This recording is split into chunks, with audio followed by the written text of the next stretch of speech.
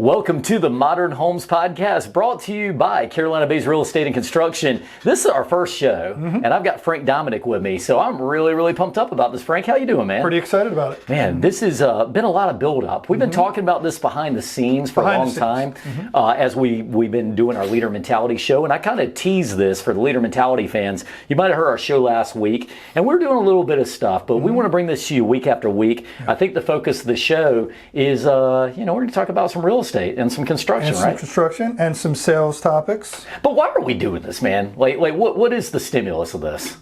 To inform people. Yeah. And the other thing is to show why Carolina Bays is your choice. Well, I feel like that this came to me, and it's come to me a lot from you and maybe the staff at Carolina Bays Real Estate, but there's always these questions that we're getting. We're getting them from customers, and it usually comes to me behind the scenes, and I'm thinking, why shouldn't we be talking about this on a mass level? If one customer wants to know why ICF construction, or why should I use radiant barrier sheathing, whatever it is, I think we should have this for everybody. So what I'm going to do is I'm going to tell everybody, tune in every week. We're going to catalog this by your questions. We're going to catalog it by topics, and we're going to give you some value, and you can go back through and find out all about real estate and construction. Yeah, just after our last show, I asked a handful of people, just a small group, if they had any questions, and they all had at least one question apiece. At least one. Are you going to throw me a heavy hitter today? I might. I can't wait. All right. Well, we're going to get to that on the back half of the show. Before we get into that, I want to talk a little bit about modern stuff. Okay. What's going on? I mean, this is the Modern Home Podcast, and we're going to bring some relevant, current, topical stuff. So I'm going to ask you a little something. You see about the Mega Millions?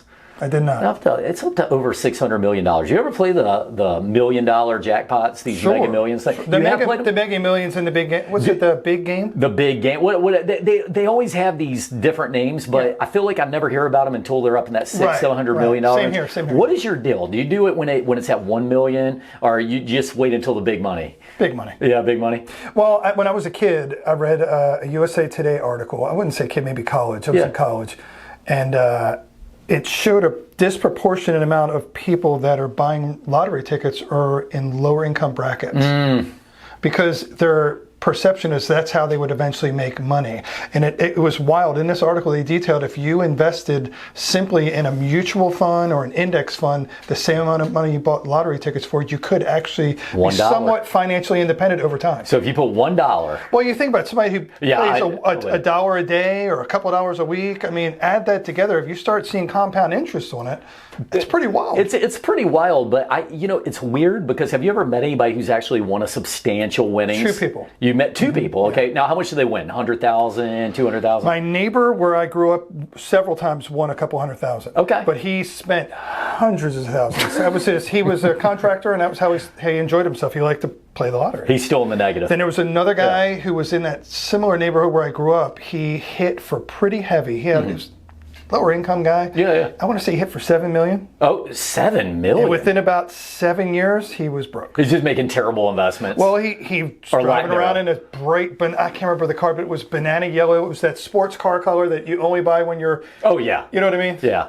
You're trying to let the world know you just won several million and everybody knew and everybody bled him, I guess. I didn't know him, but I knew who he was. I think the thing is, they talk about, though, when you win that several million dollars, you got to play it cool because people find out about you and they come after you. And so... some states you do not have to declare who you are. Those are the ones where people hold on to. Oh yeah, exactly. Well, have you ever seen these events though where there's a lesson in here, and even as we talk about Mega Millions today on the Modern Homes Podcast, I'm bringing it up because so often, what are we investing our money in? These people go out and they win against all odds. There's no rational way to believe you're going to win these multi-million-dollar things, and then they don't know how to actually make money. They've never had access to that kind of money. So they go out and they're just using it for terrible things, right? What would you do if you won $7 million tomorrow? What are you doing? Actually reinvest it. You're going to reinvest it? Yeah. What, in a large portion in real estate. Okay. And then I would buy index funds. Wow. Because if you look at over a predominant period of time, an index fund can't be beat. Warren Buffett even challenged several hedge fund people. Yeah. Nobody's ever taken him up on a challenge that if they could beat the S&P 500. They can't. They can't beat it. You really can't. It's so solid. You can play tricks and have great years. Yeah. But for a long period of time, you can't beat it. You know, I don't want to turn this into a stock show, but I will say I invested in some Berkshire Hathaway stock a few years ago. Bet you did well. The Class B stock, of course. Yeah, I'm on the $250 If you're share. Class A, I'm like, all right. Those are like, what, 150 or 200,000 a share or something? Yeah, I don't know. We'll have to back check that later. Back check but it. man, that's some good money. In other news, NFL season starting. You much an NFL guy? You keeping up with this? Not a sports guy. We had that conversation. I'm aware of things. Yeah. I was a bigger sports fan when I was younger, but right now, currently, Well, the way you say you're aware of things. There is football. I know there's football. There's football going on. There's men, and they have to do things with the ball. And, I'm behind the times on the players. I'll tell you what, I'm kind of excited. I'm doing fantasy football again this year. I took a 2-year hiatus because I was so aggravated with it. And you were aggravated. Why? Because of your team? Yes, I was aggravated because of my team. Because when you do fantasy sports, you begin to realize that it is so luck-based. And don't get me wrong. I mean, you can be a complete buffoon and just mess it up. Sure. But there's so much luck in whether your guy stays healthy or not. But, I mean, this is my idea of a good time. So, you like playing guitars. I like doing a little fantasy football. Well, everyone's got their thing. Yeah. All right, well, good. So Frank Dominic making his Super Bowl prediction today. Who do you got? Wow, I have no clue. Zero. Oh, the Jaguars this time of year. No, I got no idea. I'm that them. guy. I'll know midway through the season what evereverything's going on. Yeah, right. Somewhere through the second half of the Super Bowl, you'll have a pretty good idea on who's going to win. 2 weeks before the big game, I know who's winning. Yeah, absolutely. Well, what else is going on, man? What's happening in your life? Just keeping busy. Keeping busy. Yeah. When you say you're keeping busy, you say that a lot. What's the day in the life of a guy who retired from a 70, 80-hour-a-week job? Well, some of my days prospecting new real estate business. Some of my day is prospecting new leads for our construction end. Also working on some things for the podcast, both ends. Also, I just bought an investment property, so I'm working on getting that filled. Okay. Some investments that I'm thinking about switching over. And then, of course, I have a house that's, my wife likes to keep planning things. Oh. She is a green thumb of green thumbs. She does. I happen to know you guys did a nice little concrete project recently. Yeah, how'd that came out good? Came out good. Yeah. What was the biggest thing you learned from the concrete project? Wish we would have done it sooner. You wish you would have done it sooner? Yeah. Oh, that's... Well, it's in the backyard, and then there's things like it keeps your house cleaner because you have you're stepping on more. When she was out gardening and things, even if she wiped her feet off, you're still tracking. And I get the impression your wife is a clean. She's just a cleanie McCleanums, right? No, she's not. No, I'm the cleaner. Oh, you're the cleaner. So also keeping you busy. You've been cleaning your house. Now I'm less busy with that. Right. Good. Well, it was a winner for you then. Yeah. Well, we're going to dive into a little bit of real estate. We're going to talk some home building today. To me, one of the big things that I'd like to take away from this is, so I got my GC license recently, right? And you go through all this build up and all these things. And what I thought of as I was going through this test is, I said, how often in life can we be really, really good at something? And know a lot, maybe more than most people, and then as you're getting into it, you realize just how little you actually know. Do you follow what I'm saying? I do, but I think that's also a sign of intelligence. Well, I do, because there's a quote by a guitar player. Guitar players know this guy, Eric Johnson. If all guitar players knew who this guy is. What band was he in? He wasn't. He wasn't. He's a world famous guitar player. One of the best ever. Okay, I read a quote from him, and he said, "If you're not careful, you can get drunk in your own potential." Drunk in your own potential. Meaning, you can have so much natural talent that you never fulfill your actual destiny because you're like, "I'm good." Yeah. The people that are always like one of the things I was asked, like, what keeps you motivated? For me, you know what it is. I'm curious. Yeah. Well, for sure. And I think that's my curiosity guides me. That's part of how I am too. I think I get into that point where no matter how much I know how much I don't know. Yeah. And that makes me want to seek out more. So, I read physics, philosophy, history. Those are my sweet spots. Yeah. And I wish I knew more, but as you dive into these books, you realize most people come to me for construction information, and as I'm digging into books, and Frank, I'm talking about books this thick, they're just about stuff like how to lay pipe. And you go, okay, that's a lot of information on how to do it, what soil you're doing. Your thought going in is it's not that complicated. Yeah, exactly. Lay pipe all the time. Yeah, all the time. Well, it's just like me with, my hobby's music. Like I said in the last show, somebody says, hey, play a 13th chord. I'm like, what are you talking about? A 13th? So since the last show, it clicked. I started to look up what that is. Yeah. And why is it called a 13th core? Like, now I understand it, but I still, it's going to take a while for it to sink in to be something, part of my language, so to speak. Yeah, I got you. Good stuff, man. Well, let's dive into some questions. We're going to get through this, and we want to make sure we bring that value. Frank, we're going to start off with our questions for the week. These come from viewers, just like yourselves listening to the show today.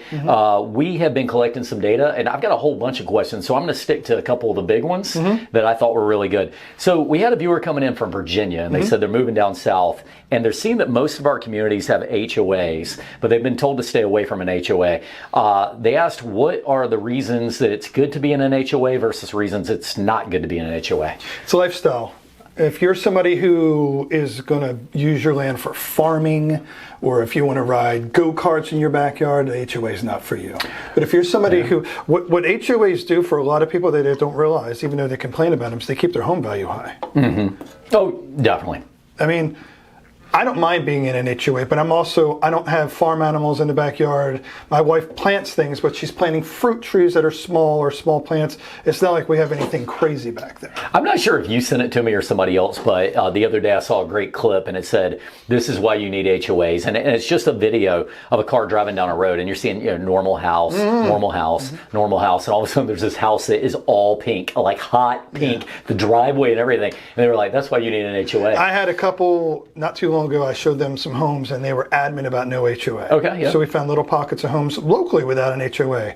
And all they did was complain about how the neighbors' yards were not taken care of. And the guy next door to the house they were really interested in, he had like 4 cars in the driveway. One was on blocks, 2 were missing tires. Yeah. One was missing a windshield. It had tarp over it. Hey man, that's They're his like, project right there. He's You like, can't. somebody going to say anything? I was like, no, they're not. No, that's how it And we had looked at homes in HOAs and they really liked the neighborhood. And I was like, again, not for everybody. You know what's the shame of it though? He really liked the neighborhood too, and now he loved it. Right. He loved He's it. like, this is the one place that will let me put my Chevy on the blocks in my Rocking front out yard. with the no HOA. Well, I was at a customer's house the other day. You made me think of this because you were talking about you can't have a farm in your backyard.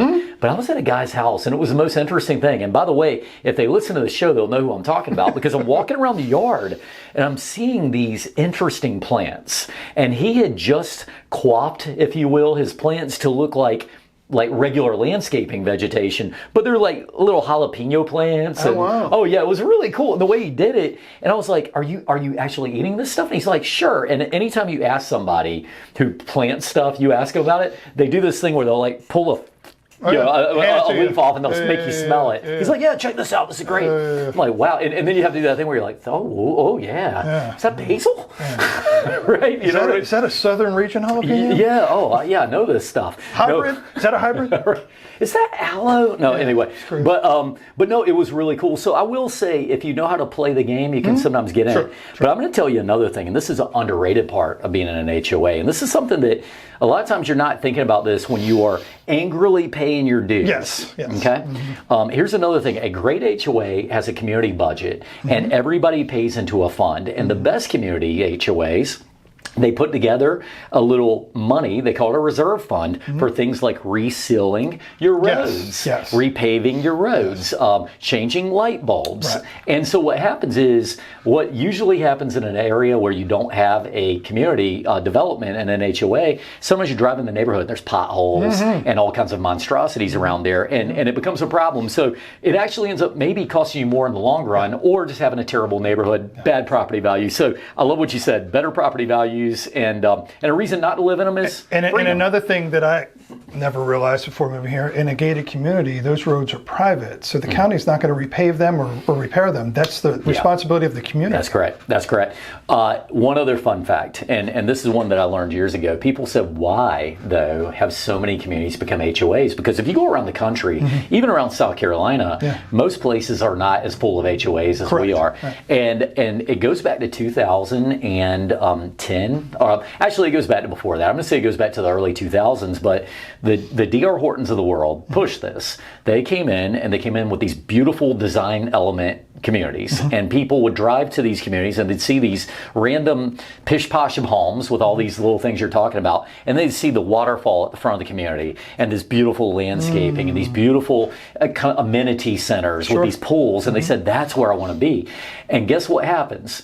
Now another developer sees it and they say, well, I want to compete with that. So now you go do it, and the next guy does it. Right. And pretty soon that became the way of the land. So it's very needed, but it's not for everybody. We can agree with that. It's not for everybody. All right, well, got you. Well, you got one for me. Let's volley some. I do. Locally, gutters are not always included on homes. And why is that a thing here regionally? I'm going to tell you two things that are important to know. Number one is that just because they're not on the homes doesn't mean you don't need them. Correct. Ultimately, the backwash that happens when the water is flowing off the roof and going straight into your bed and it's washing out everything, that's still a real problem down here.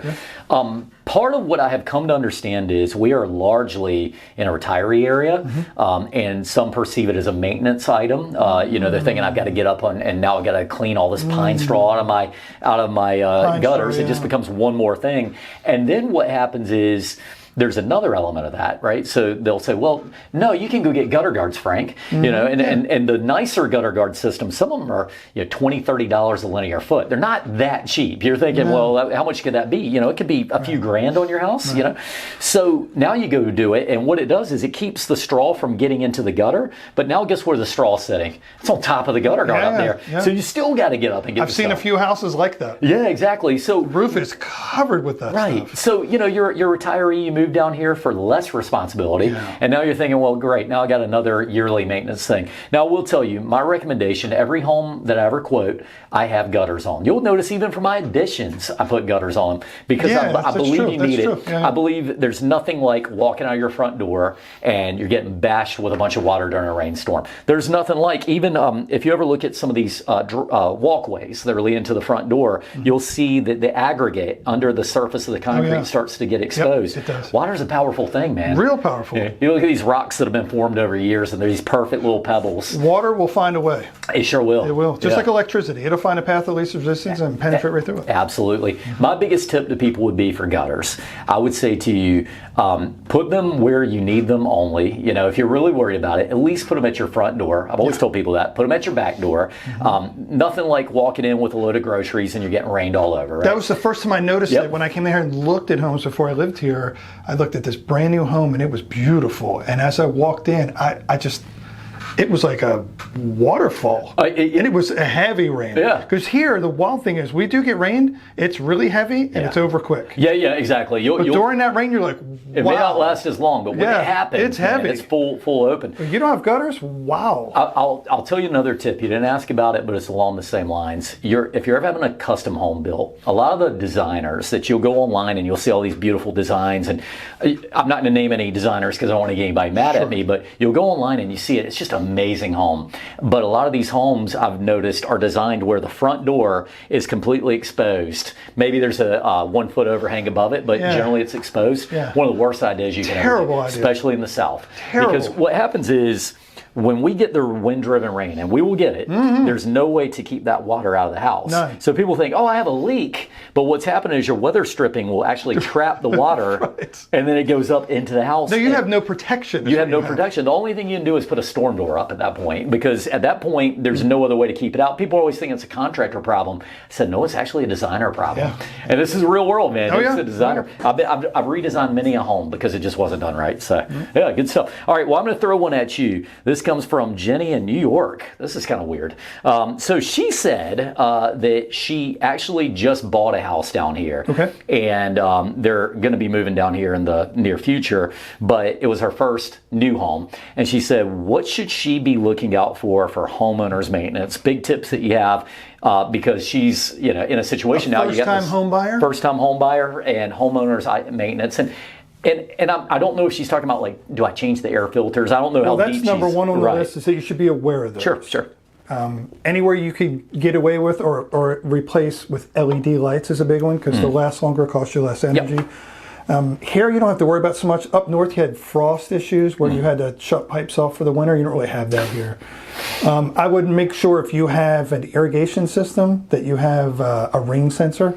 Because you'll have, if you have it on a timer, I've seen it, it's pouring down rain and somebody has the water sprinklers on and you're like, You know, Wow, that's okay. that's a funny one because I It does happen. Oh yeah. The stuff is just full blast and it's raining like crazy. But here's the other thing, and I want to get back to that question, and I have a couple of tips too. But when you talk about the irrigation, one tip I have for any homeowner that's moving down here, and since you mentioned that specifically, most water bills you're paying for two things.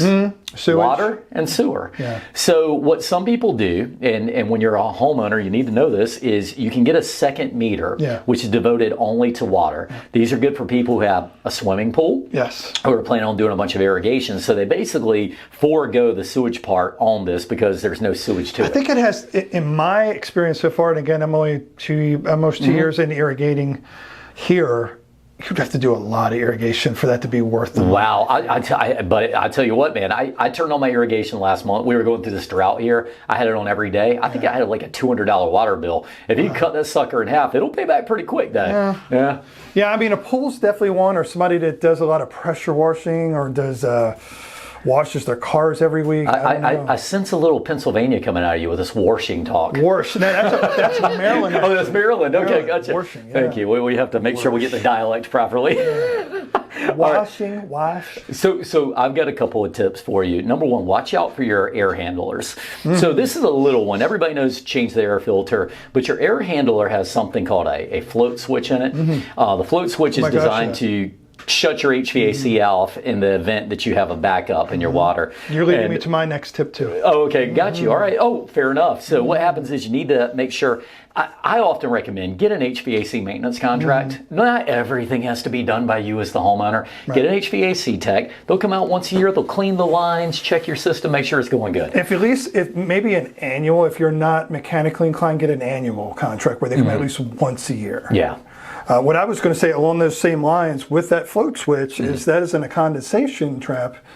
People need to clean out their lines because that algae will build, and a lot of homes are built with the air handler in the ceiling, in the attic. That's terrible when that goes wrong. Yeah, I tried to get away from that. And it's real simple with either compressed air or what a lot of people don't realize. A lot of times your outside condensate line is right next to a garden hose. You could blast water through it. Just to knock some of that algae loose, because man, when it happens, it's bad. Well, it's always at the most inopportune time. It almost always happens when the person's not home. Yeah, exactly. And now, and then you get home and your system's not running and you wonder what's going on. House is human, you got a big hole in your ceiling. It does happen. It's never fun. No. One or two other tips, though, I have for people.